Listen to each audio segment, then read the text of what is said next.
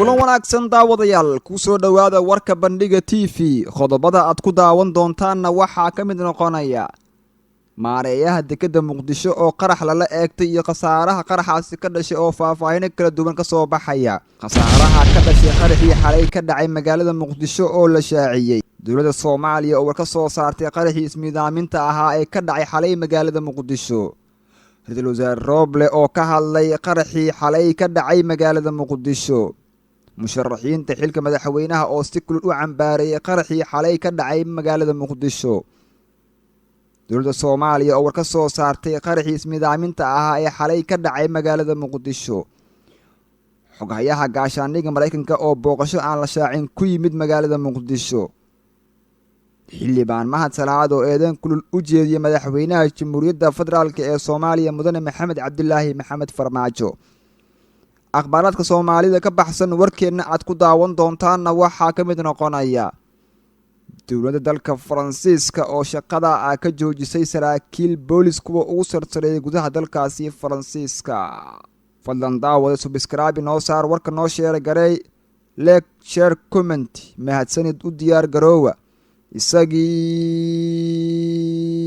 oo fidsan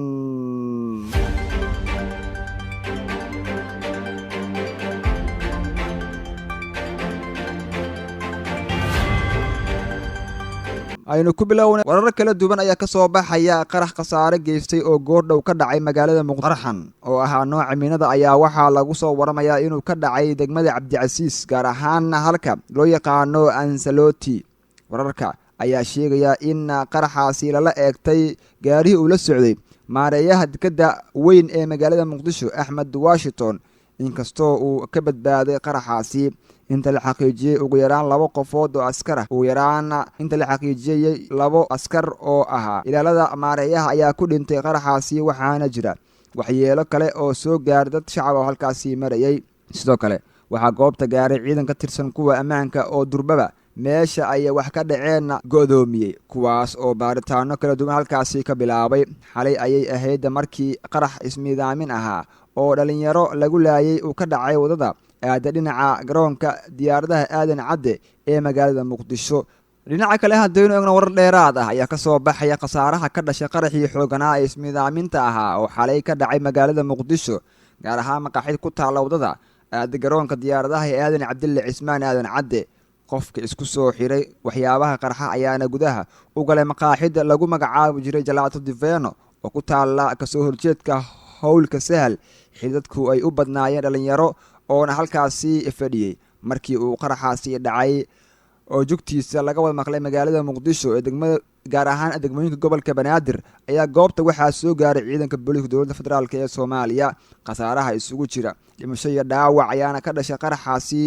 oo soo gaaray dhalinyaro fara badan oo maqaaxidaasi fadhiyay waxaana ku jiray wiil dhalinyaro ah oo galinkii dambe ee shalay soo gaaray magaalada Muqdisho oo lagu magacaabi jiray Idris Altesto uu ka yimid gudaha dalkaasi Itoobiya afyeenka maamulka gobolka Banaadir Saalax Xasan Cumar Saalax Dheere oo warbaahinta la hadlay ayaana ka warbixinaya qaraxaasi inna lillahi wa inna ilayhi raaji'uun Allah u naxariisto inta ku dhimatay qaraxan caawa kooxaha argagixisada al-shabaab ay ku weerareen dad dhalinyaro ahaa oo ku fiidsanayay maqaayad halkan ku taala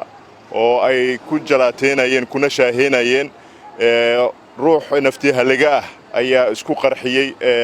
afaafka hore ee maqaayadda inta hadda la xaqiijiyayna waxa ku geeriyoodan ilaa 7 dhalinyaro oo runtii ahaa dhalinyaro wax bartay magaaladan dadkii wax u taraayay u shaqeynaya shacabkan kamid ahaa dhalinyaro wax galna ahaa Allah u naxariisto waxaana ku dhaawacmay ilaa 2 qofood runtii kooxaha argagixisada mudooyinkii u dambeeyay waxa ay beegsanayeen waa shacabka waa dhalinyaradii Soomaaliyeed waxaad ka arki kartaan goobtan hadda oo aan ahayn goob dawladeed oo aan ahayn goob kale siyaasadeed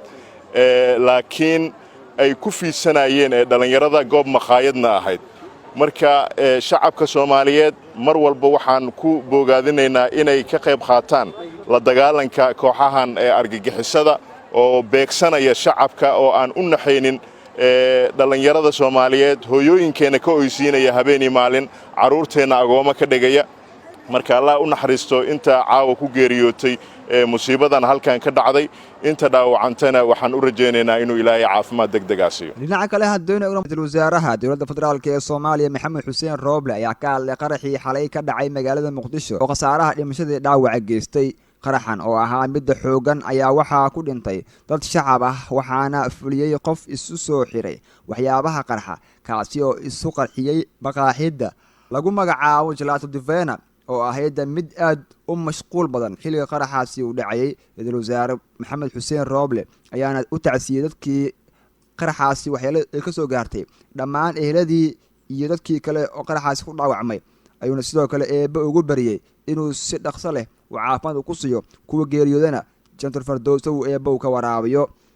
وحن تأسيتي رانيان له أنا أقدر يا إهلدا دتكي يكون أنت قرحي أرجحها وحالي كدعي أم قاحدة ودت شعب يكون سجنايين وحن إيب وجبريا إنه قلنا حريستو أنت دمتي أنت داوعمتينا وبوكسيو أيو سو كلا يري الوزارة حكومة الفدرالية الصومالية محمد حسين روبلي. isla wararka qarax ayaan kugu jirnaa saaxiibayaal dowladda federaalka ee Soomaaliya ayaa cambaarisay qaraxii ismidaaminta ahaa oo xalay ka dhacay maqaaxida halkaasi ku taala oo dhow kilomitir 4 wadada aadan Cabdulle Cismaan aadan Cadde ee laboorka weyn ee Muqdisho gaar ahaan maqaaxida lagu magacaabo Jalaato Divena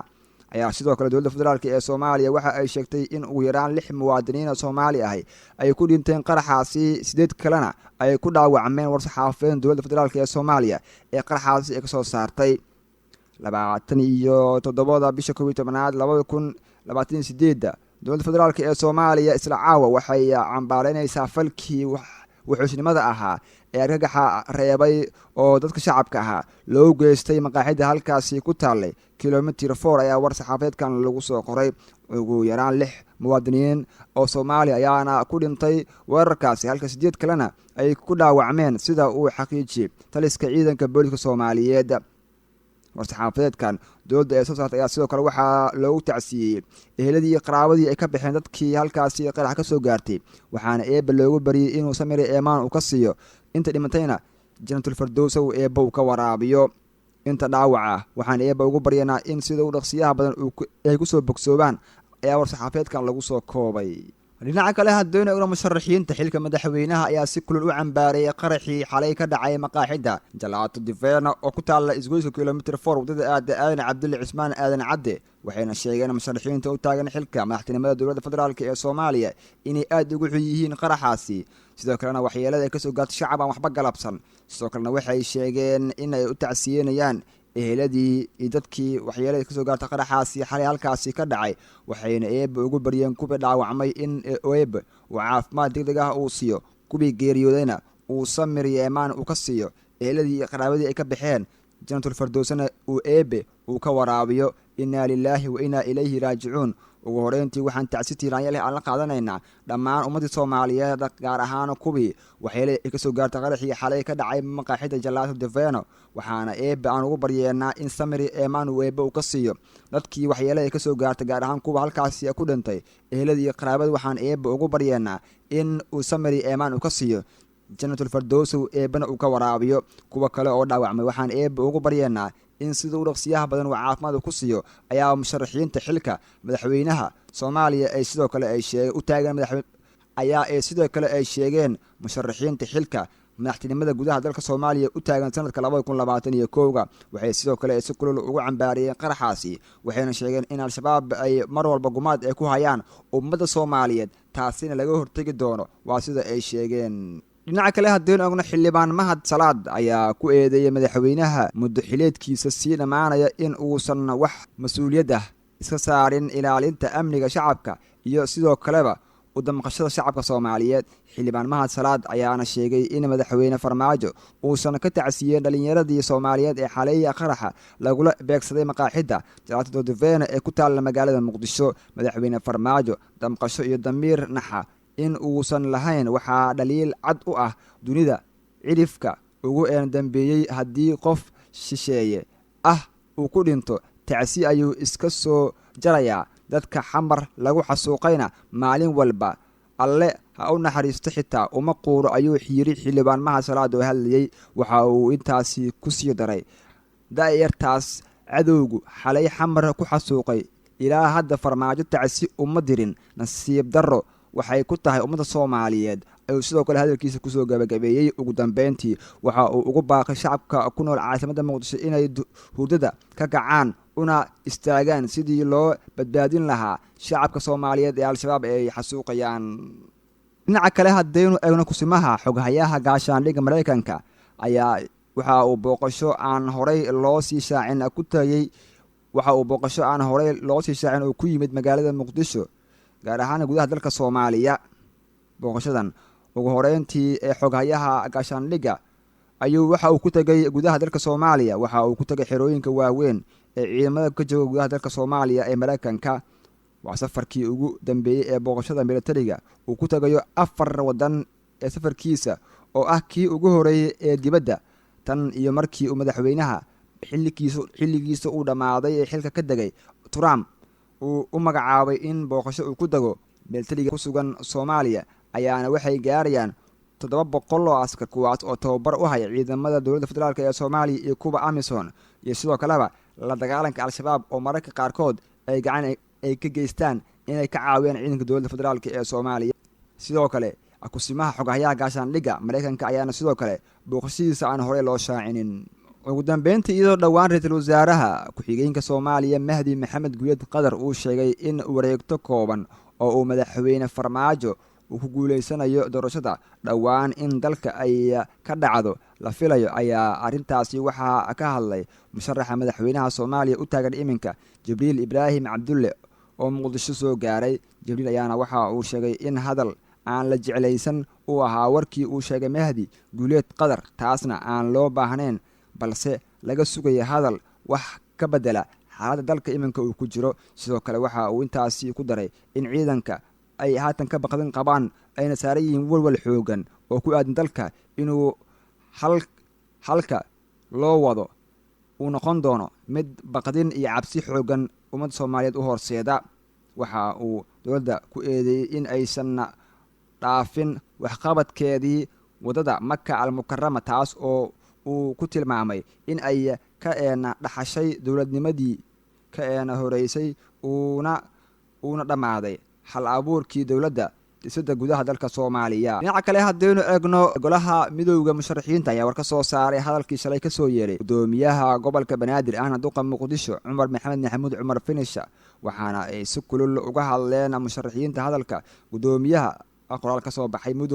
midowga ayaana lagu sheegay in hadalka Cumar Finish uu yahay hadal colaadeed kaasi oo war-saxaafeedkani lagu sheegay ujeedka cambaareynta hadalkii colaadeed abuurintaasi ahaa ee kasoo yeeray gudoomiyaha gobolka Banaadir. anigu ahaan waa dhaliilsannahay mana u maleynaynin sidan inuu ku hadlay Cumar Finish. arrintaasna waxay abuuri kartaa colaadda shisheeye ee war-saxaafeedkan sidoo kale lagu yiri. golahu waxa uu dhab u qaadanayaa in hanjabaad ay u tahay gudoomiyaha gobolka Banaadir fariinta uu soo diray taasina ay ku aadan tahay inuu soo dhiibay madaxweynaha Jamhuuriyadda Federaalk ee Soomaaliya Mudane Maxamed Cabdilaahi Maxamed Farmaajo. golaha waxa uu sidoo kale cadeynaya in madaxweyne Farmaajo uu qaadanayo mas'uuliyadda natiijadaasi ka dhalata falka colaadeed ee horinta ah ee shalay gudoomiyaha uu sheegay. golaha waxa uu ugu baaqayaa hoggaanka dowladda federaalk ee Soomaaliya in ay ka waantoodo colaadda horinta iyo sidoo kale abuuritaanka naceebka maadaama dalka haatan uu garayo door. halka warkeena ka daawanaysaan waa Bandhiga TV. iminkana akhbaaraadkii dibadda. mas-uuliyiinta dalka Faransiiska ayaa shaqada ka joojiyay 3 sarkaal oo boolis ah kadib markii ay ka soo dhex muuqdeen muuqaal muujinaya iyaga oo garaacaya nin madow ah oo soo saari jiray heesaha gudaha dalkaasi caasimadda ee Paris. waxay arrintaasi sheegeen in ay sidoo kale dowladda dalka Faransiiska ay ku iqaabayso booliskaasi arrintaasi darteeda. booliska Faransiiska waxaa lagu eedeeyay in awood xad dhaaf ah ay adeegsadeen xilli ay ka dhalatay guryo kumeel gaar ah ay deganaayeen dad shacab ahay ay halkaasi ka soo saareen boolisku. waxaa arrintaasi ay imaanaysaa xilli dowladda Faransiiska ay isku dayayso inay soo saarto sharci dhigaya in la baahiyo wajiyada saraakiisha booliska. warkii ka daawanayseen Bandhiga TV waa inaga intaa diyaabiyan ahaa anigu nabadgelyo. salaamu calaykum.